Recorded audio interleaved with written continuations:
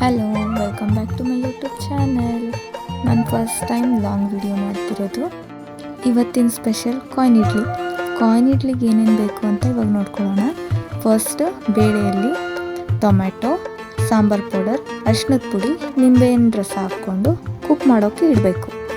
Next ಒಗ್ಗರಣೆ ಹಾಕೋದಕ್ಕೆ oil, ಒಣಮೆಣಸಿನ್ಕಾಯಿ, ಸಾಸಿವೆ, ಜೀರಿಗೆ, ಕರಿಬೇವು ಹಾಕ್ಕೊಂಡು ಕುಕ್ಕರಲ್ಲಿರೋ ಬೇಳೆನ ಒಗ್ಗರಣೆಗೆ ಹಾಕ್ಕೊಂಡ್ರೆ ಸಾಂಬಾರ್ ರೆಡಿ. ಈಗ ಸಾಂಬಾರ್ ಜೊತೆ ಇಡ್ಲಿ ಬೇಕಲ್ವಾ, ಇಡ್ಲಿಗೋಸ್ಕರ ರಾತ್ರಿನೇ ಹಿಟ್ಟನ್ನು ರೆಡಿ ಮಾಡ್ಕೊಂಡು ಇಟ್ಕೊಂಡಿರಬೇಕು. ನಮ್ಮ ಮನೇಲಿ ಆಲ್ರೆಡಿ ಕಾಯಿನ್ ಇಡ್ಲಿ ಪ್ಲೇಟ್ಸ್ ಇದ್ದಾವೆ. ಅದಕ್ಕೆ ಬೇಕಾಗಿರೋ ಕ್ವಾಂಟಿಟಿ ಅಷ್ಟು ಹಿಟ್ಟನ್ನು ಸಣ್ಣದಾಗಿ ಆ ಪ್ಲೇಟ್ಸಲ್ಲಿ ಫಿಲ್ ಮಾಡಿಕೊಂಡು ಒಂದು ಪಾತ್ರೆಯಲ್ಲಿ ಇಡೋದು.